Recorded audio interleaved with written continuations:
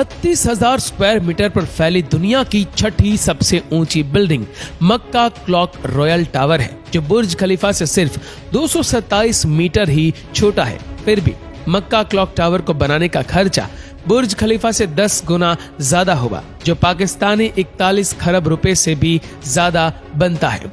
खाना काबा, जहां हर रोज हजारों लोग अपने रब को हाजिरी देने आते हैं, वहां दुनिया का सबसे बड़ा क्लॉक टावर मौजूद है। 601 मीटर ऊंचा ये क्लॉक टावर दुनिया का सबसे बड़ा क्लॉक टावर है, जो इंग्लैंड में मौजूद बिग बैन से भी कई गुना बड़ा है। इस क्लॉक टावर में लगी घड़ी का वजन 36,000 टन है, जो तकरीबन 6,000 हाथियों के बराबर बनता है।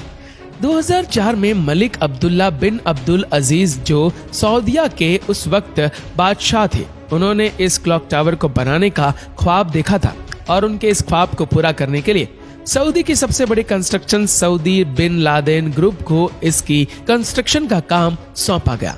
इस मकसद को पूरा करने के लिए मजबूत कंक्रीट के मिक्सचर से बिल्डिंग को बनाने का काम शुरू हुआ और देखते ही देखते 400 मीटर ऊंची 120 फ्लोर्स की बिल्डिंग को तैयार कर लिया गया।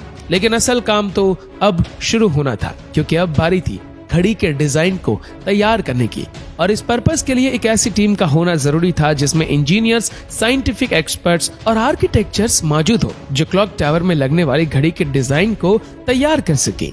घड़ी की मशीन को मजबूत कांटों से बनाया जाना था, क्योंकि कंपनी को कुछ ऐसा चाहिए था जो लंबे अरसे तक चले, और इस मकसद के लिए ब्रॉन्ज का इस्तेमाल किया गया, जो बहुत ही सख्त होता है। एक तरफ घड़ी की मशीन को बनाने का काम जारी था, तो दूसरी तरफ स्टील टावर को इस तरह डिजाइन करना था कि वो घड़ी का सारा वजन पूरी बिल्डिंग में इक्वल डिस्ट्रीब्यूट कर सके। इतने बड़े बड़े पीस को मक्का ट्रांसपोर्ट करते वक्त ट्रैफिक पुलिस की भी मदद ली गई। 7th टावर में लगी क्रेन की मदद से इन पीसीसी को ऊपर ले जाएगा, जिसके बाद सारे पार्ट्स को आपस में वेल्ड किया गया।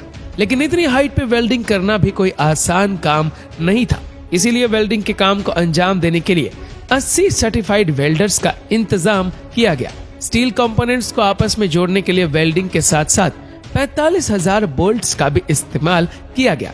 घड़ी का लोड उठाने वाले स्टील स्ट्रक्चर का वजन ही 12,000 टन तक जा पहुंचा था।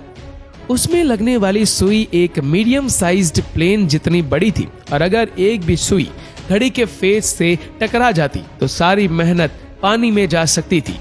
सबसे पहले घड़ी की एक साइड को बनाया गया और कुछ महीनों तक इस पर टेस्टिंग की गई, और ऐसा इसलिए किया गया ताकि अगर घड़ी के डिजाइन में कोई मसला आए तो कम से कम नुकसान हो। कई महीनों की टेस्टिंग के बाद जब सब कुछ बिल्कुल सही से बन गया, तो अब बारी थी घड़ी की सुइयों को बनाने की। सबसे पहले यह डिसाइड किया गया कि घड़ी के डायल पर एक सर्कुलर ट्रैक बनाया जाए और सुइयों के पीछे टायर्स लगाए जाए, जो इस सर्कुलर ट्रैक पर सुइयों को घुमाएंगे, बिल्कुल एक रोलर कोस्टर की तरह।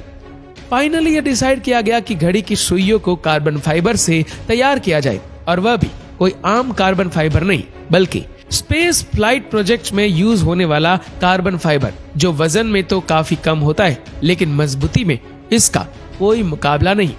फाइनली घड़ी की दोनों सुइयों को तैयार किया गया, जिनमें से बड़ा कांटा 22 मीटर लंबा और 7,500 किलो वजनी था, जबकि छोटा कांटा 17 मीटर लंबा और 6,000 किलो वजन का था, और ये दोनों ही सुइयां अलग अलग ड्राइव शॉप से चलाई जाती है।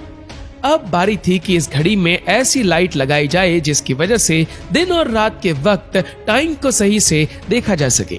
घड़ी में लगने वाली लाइट के कलर को सिलेक्ट करने के लिए ह्यूमन आई के बेसिक स्ट्रक्चर को मद्देनजर रखा गया, और कई महीने रिसर्च करने के बाद ग्रीन और व्हाइट कलर को सिलेक्ट किया गया। इसलिए बल्ब्स लाइट को तैयार किया गया जो इस घड़ी को रोशन कर सके, और फिर मक्का क्लॉक टावर में 20 लाख बल्ब्स को लगाया गया, जिसने इस पूरी बिल्डिंग पर 4 चांद लगा दी। अब बारी थी क्लॉक टावर पर चांद को बनाने की, और इंजीनियर्स के मुताबिक चांद को बनाना सबसे बड़ा चैलेंज था, क्योंकि ये 25 मीटर चौड़ा स्ट्रक्चर स्टील के बगैर ही कार्बन फाइबर से तैयार किया जाना था, और सिर्फ चांद को बनाने में ही 3 महीने का वक्त लगा, जिस पर पाकिस्तानी 700 करोड़ रुपयों का खर्चा होता है। चांद को बनाने के बाद अब बारी थी घड़ी के ऊपर अल्लाह अकबर लिखने की, और इसके लिए एक ऐसे बंदे की तलाश थी जो पेपर पर लिखी हुई खटाती को बिल्डिंग पर फिट कर सके, और वह भी इतने बड़े साइज की। यहाँ आपको बताता चलूं कि घड़ी के ऊपर लिखा अल्लाह अकबर का लफ्ज 23 मीटर लंबा लिखा गया है, ताकि इसे दूर से भी देखा जा सके। इन सब चीजों के बाद अब बारी थी क्लॉक टावर को डेकोरेट करने की, जिसके लिए ग्लास मोज़ेक की तकनीक को इस्तेमाल किया गया, जो कि तकरीबन 1000 साल पुरानी तकनीक है। मक्का क्लॉक टावर को डेकोरेट करने में 9,306 डिफरेंट कलर की मोज़ेक टाइल्स का इस्तेमाल हुआ, जिसमें गोल्ड मोज़ेक भी शामिल थे। इन गोल्ड मोज़ेक को हाथों से तैयार किया जाना था और 1 साल की टाइम लिमिट में 2 फुटबॉल फील्ड जितना गोल्ड मोज़ेक हाथों से तैयार करना मुमकिन ही नहीं था। इसीलिए इस प्रक्रिया को मशीन पर कन्वर्ट करना लाजमी था, ताकि दिए गए वक्त के अंदर गोल्ड मोज़ेक तैयार किया जा सके। मक्का क्लॉक टावर पर लगने वाले गोल्ड मोज़ेक 24 कैरेट गोल्ड से तैयार किए गए थे।